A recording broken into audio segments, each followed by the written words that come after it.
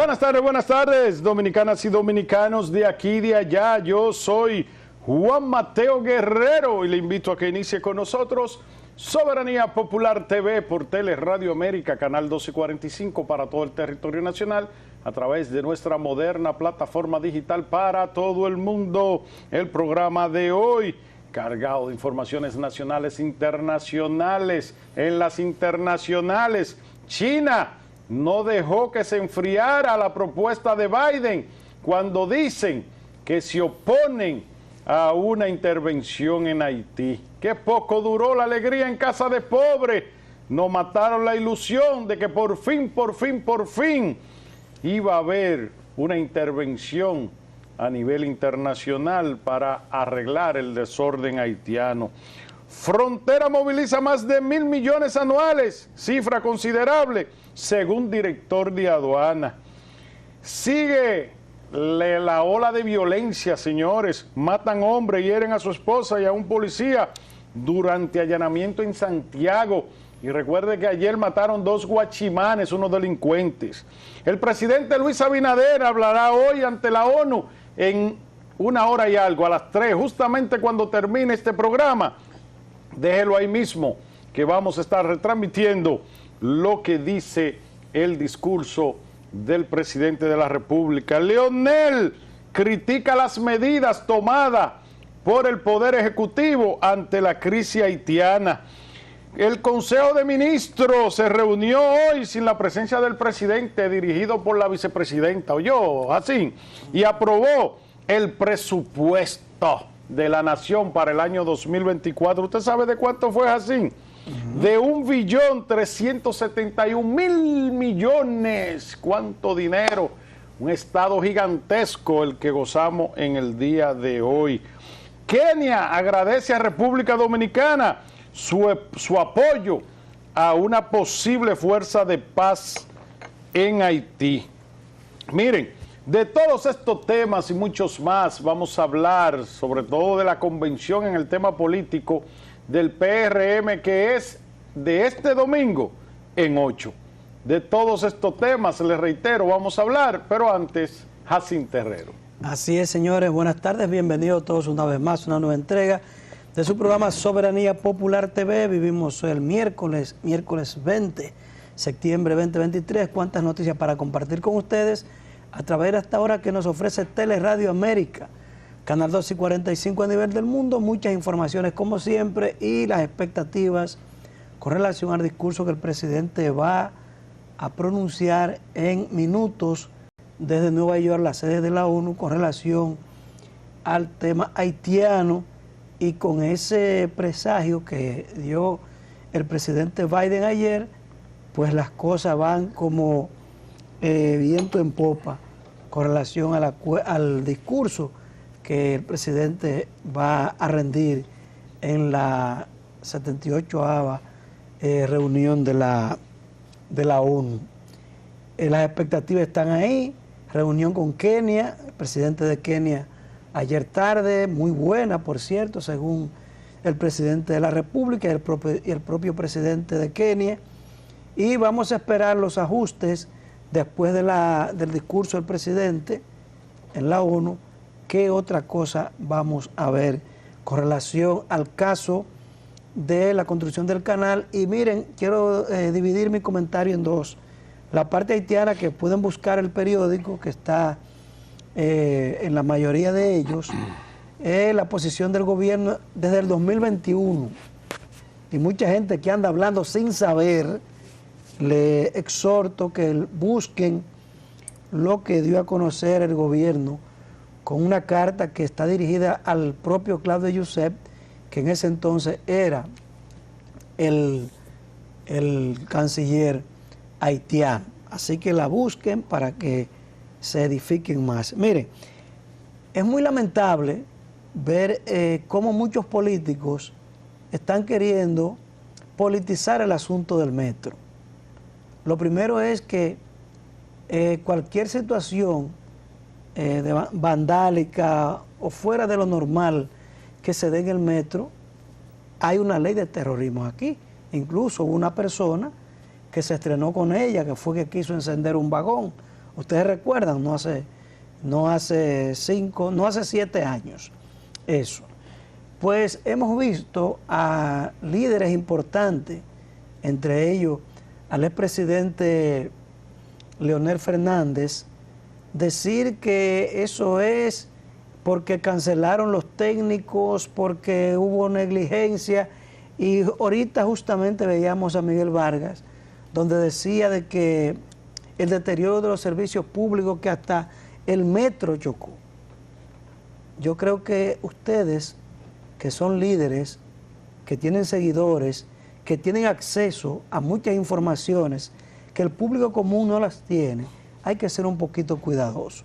La persona que está siendo vinculada al choque del metro tiene alrededor de 13 años en la institución.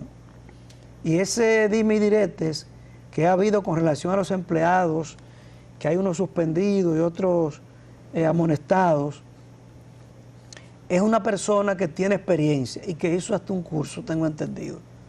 Por lo tanto, decir que lo que pasó es deterioro de los servicios y esto y que aquello por acá, no creo que se le haga un buen servicio a la postura política que ustedes quieren llevar.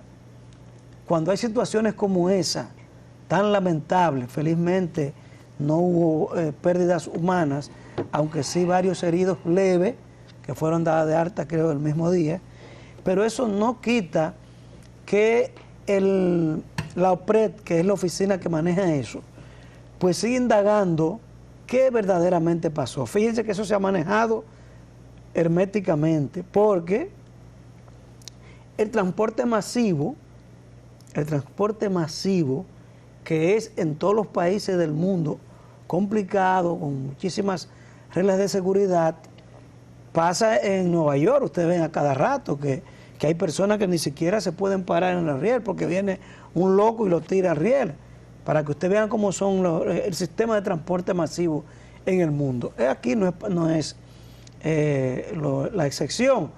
Y lo que pasó, aparentemente una persona violó el protocolo. Eso es lo que se tiene en principio. Tiene que investigarse, hay que caer cabezas, porque la gente tiene seguridad en ese transporte. Y fíjense que es una obra de administraciones pasadas y se ha seguido. Lo propio lo hizo Danilo, y Luis Abinader va por el mismo camino, y hasta un chin más, porque hasta un monorriel está haciendo en Santiago. Así que esta situación no es bueno politizarla, y más gente que ha tenido acceso al poder, como es el doctor Leonel Fernández, decir que eso fue porque sacaron a esa gente, y cuando sale a flote, miren quién es la persona que habría violado el protocolo protocolo de conducción del metro. Justamente una persona que entró en la propia administración del doctor Fernández, para que ustedes vean. Yo estimo que lo conveniente, lo justo, es que esa investigación corra su curso normal, que no se sancoche, porque ahí pueden haber, después de las protestas, de la huelga que hubo, unos empleados suspendidos que después fueron repuestos y otros llamaron a huelga. Entonces, ese tipo de cosas que mucha gente, para que hacer valer su posición, hace hechos vandálicos, no estoy diciendo que sea el caso, pero puede pasar. Recuérdense aquella vez del joven que intentó prenderle fuego a un vagón.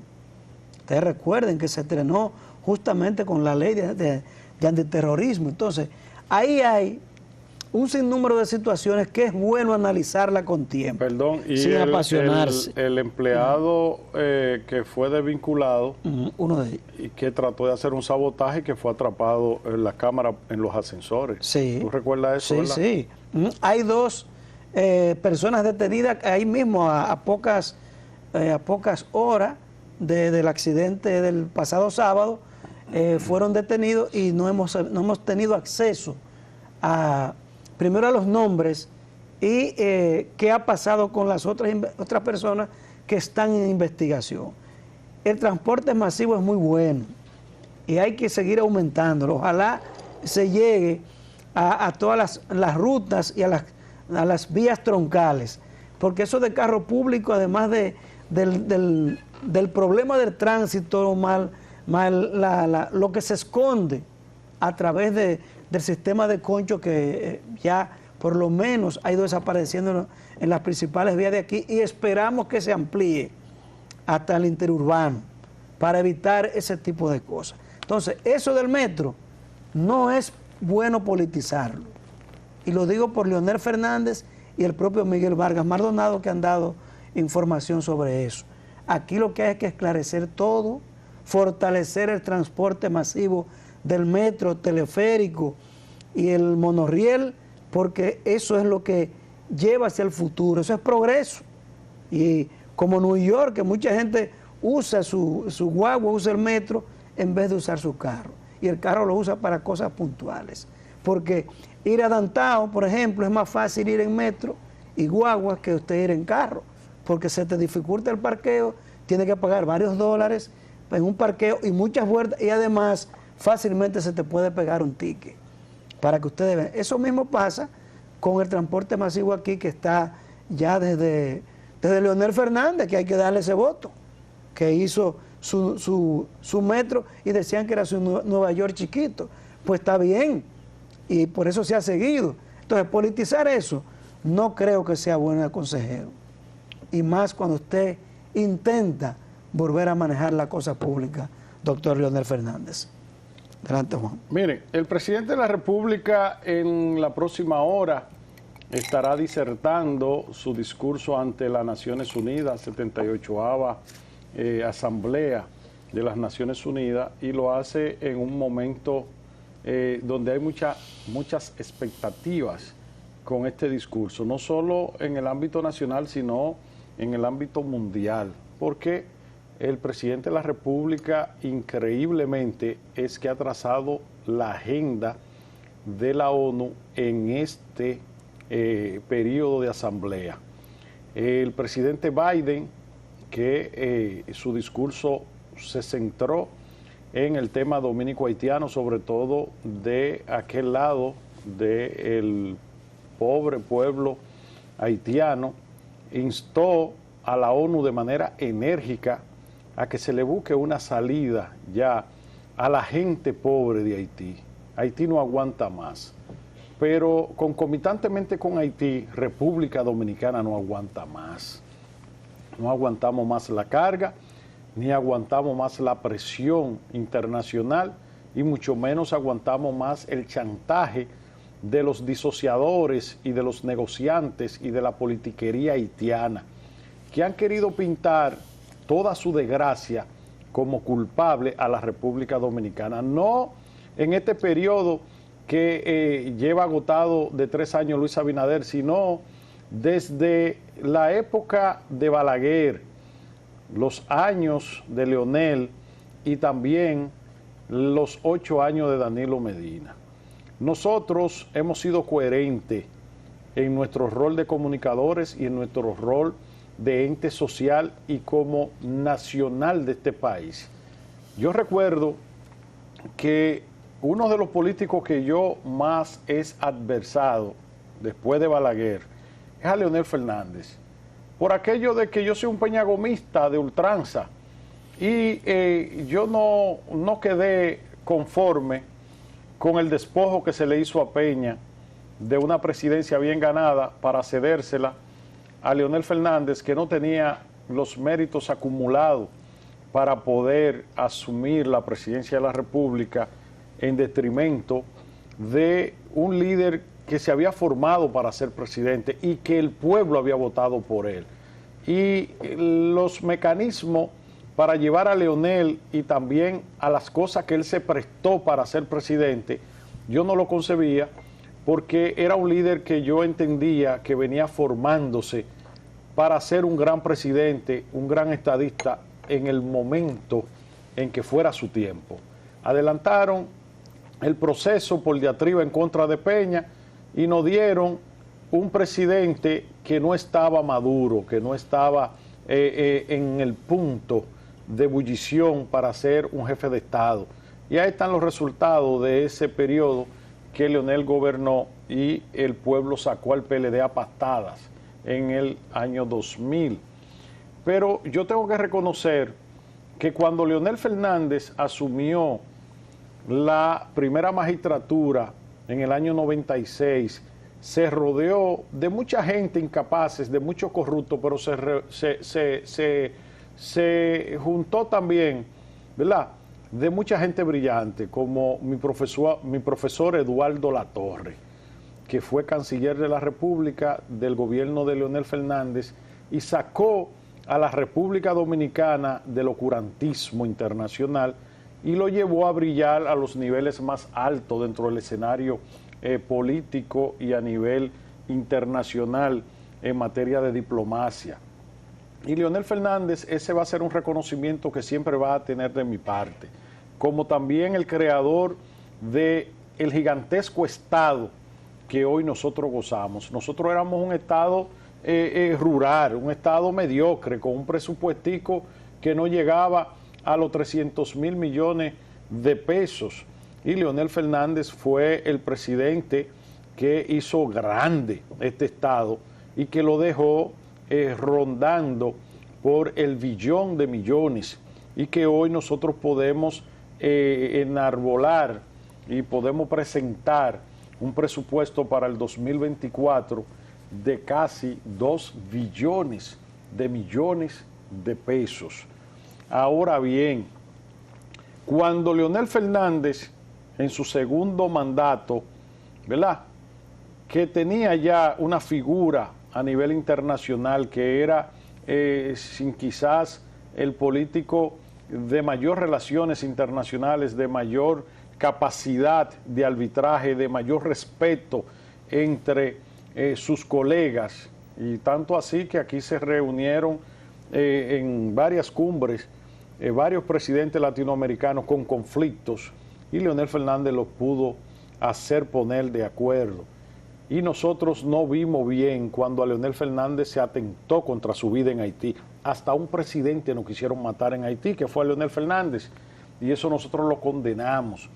Y pusimos a prueba nuestro grado de patriotismo y de objetividad, y también el criterio de lo que era la primacía del Estado ante cualquier simpatía política o cualquier adhesión a un líder político. Nosotros condenamos esa agresión, no solo a Leonel Fernández, que tuvieron al magnificarlo, sino también a la República Dominicana, como condenamos esa falta de respeto, esa agresión que hizo esta inexperta muchacha que trató de faltarle respeto al país y a nuestro presidente. Ahora bien, me resulta frustratorio, contradictorio, que Leonel Fernández hoy esté asumiendo una posición totalmente contraria a lo que debe de ser la cordura de un jefe de Estado, de un ex jefe de Estado y de un candidato a volver a ser por cuarta vez jefe de Estado, donde se pone de espalda a lo que es la consonancia de defender el Estado, de defender la nacionalidad, de defender la patria por un asunto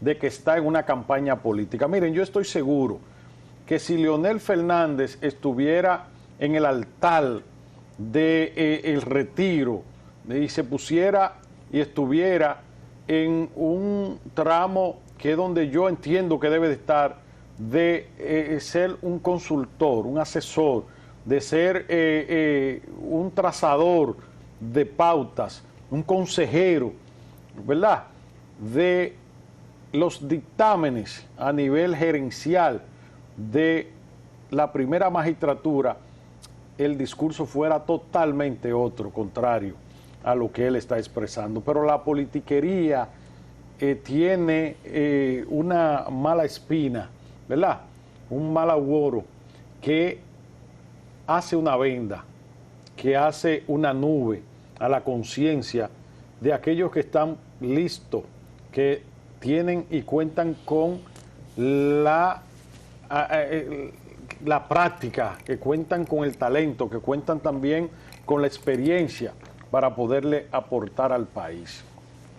Ahí está la posición ya del presidente de la República, que es la posición que beneficia al país, que le conviene al país, que dignifica al país y que salvaguarda los intereses del país.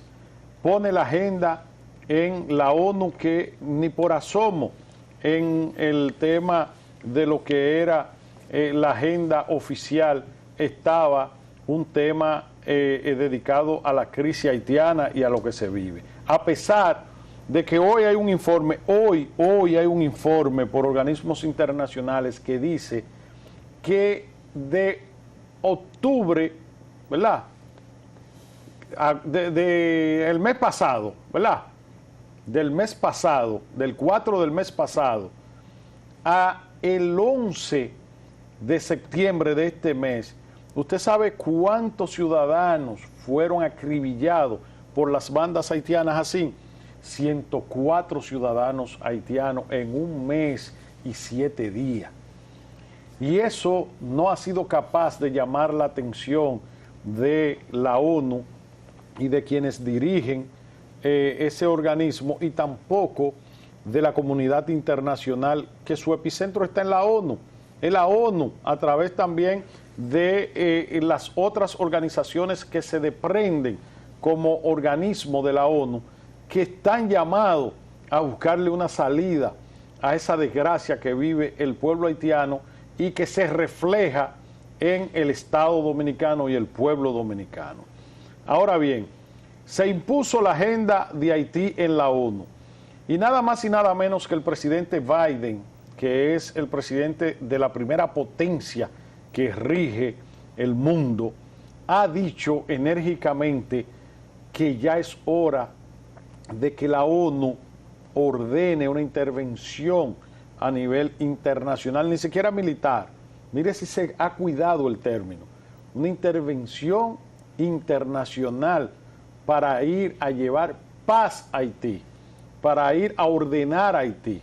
Y el presidente de la República saluda de manera entusiasta, tiene un encuentro con el presidente de Kenia, y de ahí sale un gran amigo para la República Dominicana, expuesto por el presidente y también confirmado por el presidente de ese país africano que tiene interés supremo en liderar una acción internacional policíaca, militar, para ir a combatir las bandas y quienes están detrás de esas bandas, que es nada más y nada menos que un sector político y económico que ha vivido del pueblo haitiano y que rige el destino de ese desgraciado país.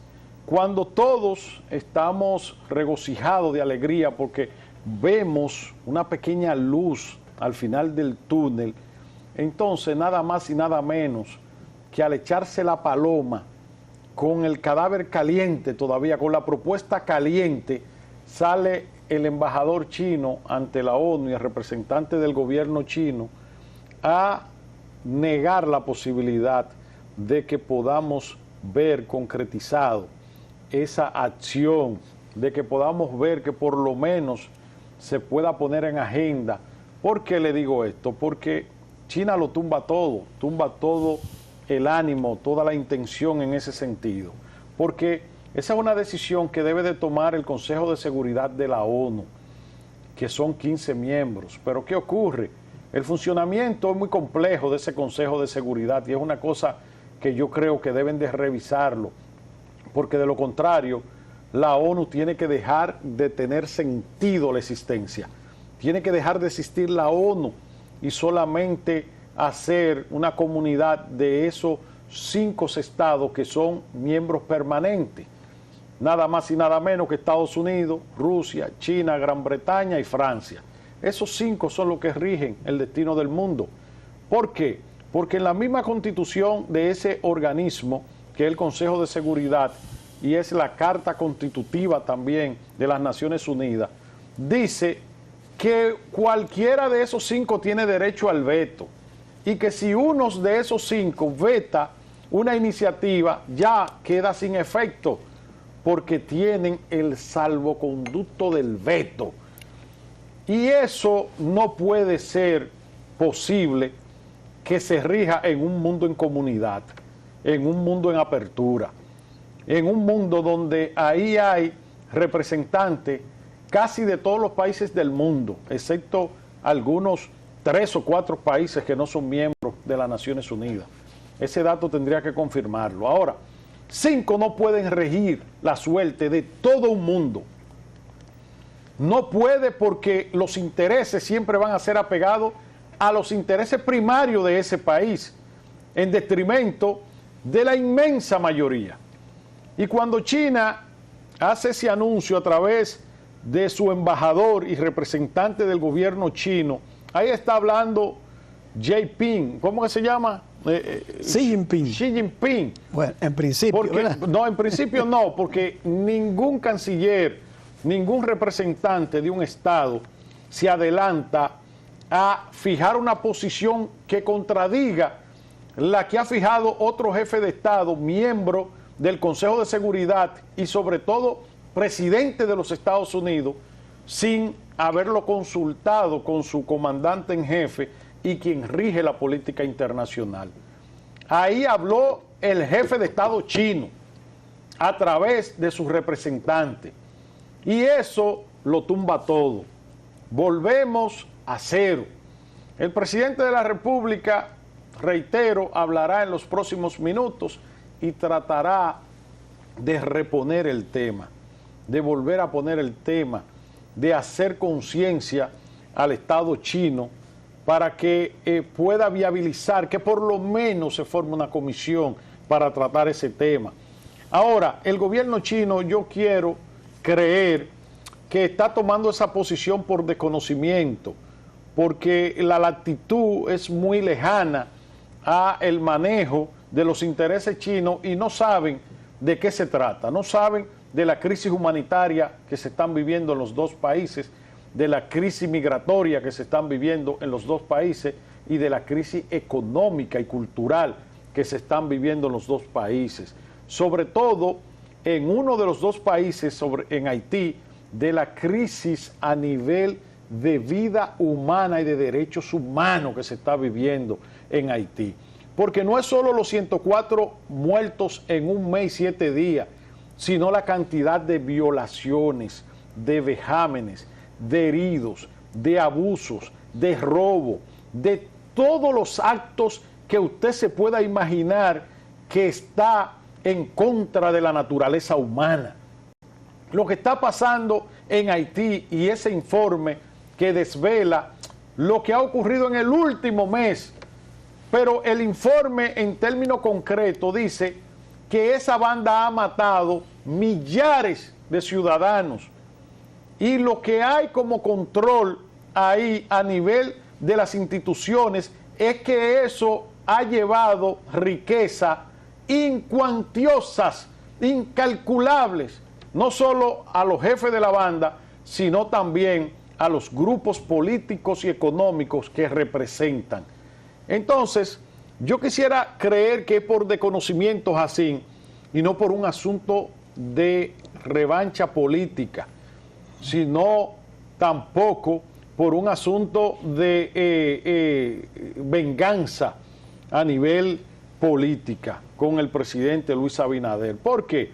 Porque el presidente Luis Abinader, en un acto de elección, eligió como primera sociedad, ¿verdad?, como principal aliado a los Estados Unidos y dejó sin efecto la alianza y lo que se había construido con China, con el pasado gobierno de Danilo Medina y que había introducido a nivel diplomático, a nivel de presencia a el Estado chino en detrimento de los aliados norteamericanos a través de quienes fueron nuestros aliados asiáticos por toda la trayectoria de la vida democrática aquí, que era Taiwán. Los taiwaneses, Taiwán. Gracias a sí. Entonces, con la ruptura de la República Dominicana y Taiwán de las relaciones diplomáticas, para darle entrada a una creación, ¿verdad? Una entrada, un establecimiento de relaciones diplomáticas con China en detrimento de lo que han sido los intereses norteamericanos y de la voluntad norteamericana en ese sentido, que el PLD pagó caro y que Danilo Medina ha pagado caro y todavía no ha tocado fondo la consecuencia de esa acción política.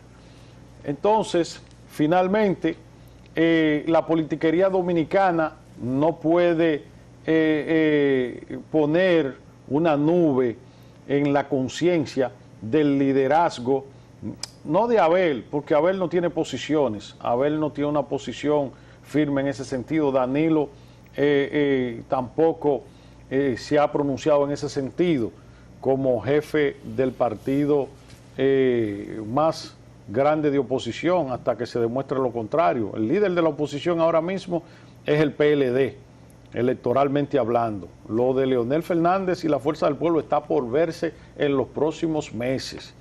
Ahora Danilo no ha hablado del tema. Abel lo que ha hecho es una caja de resonancia de lo que fija como posición el gobierno y el presidente Luis Abinader, y Leonel Fernández, que podría ser el oráculo, ¿verdad?, el sensei político, entonces está obnubilado por los temas electorales, ya que él tiene interés de volver a presidir el país. Entonces, uno tiene que uno tiene que indefectiblemente resaltar la posición de algunos sectores de la vida nacional, como por ejemplo, y uno se tiene que quitar el sombrero ante la solemnidad de los propietarios de este canal, que se la juegan. Ese editorial de Teleradio América no tiene desperdicio. Ese debe ser el norte. Eso no debió haberlo dicho Teleradio América, sus propietarios y director general, el señor García.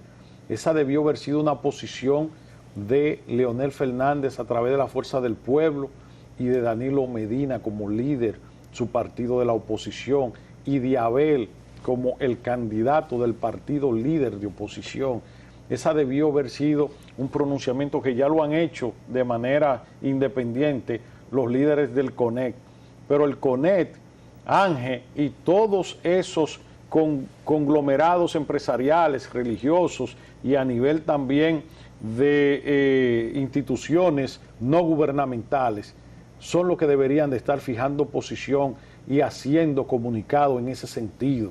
El pueblo per se, a nivel de lo que es la expresión popular, en una medición, usted sabe cuál es el porcentaje de los ciudadanos de este país que están de acuerdo y que han cerrado fila con las medidas y la posición que ha tomado el jefe de Estado, un 87% de la población. Ese 13% restante son los miembros orgánicos de esos partidos políticos que están obnubilados por la posición política, dejando de lado, ¿verdad?, la posición de patriotas. Y ahí es donde yo quiero dejar el mensaje. Aquí tenemos que pensar primero como patriotas y después como miembro dirigente y cabeza de instituciones políticas. Vamos a una pausa y cuando retornemos vamos ya a los temas políticos y también vamos a hablar del tema de la violencia que ha repollado en estos últimos días. Nosotros somos Soberanía Popular. Regresamos en breve.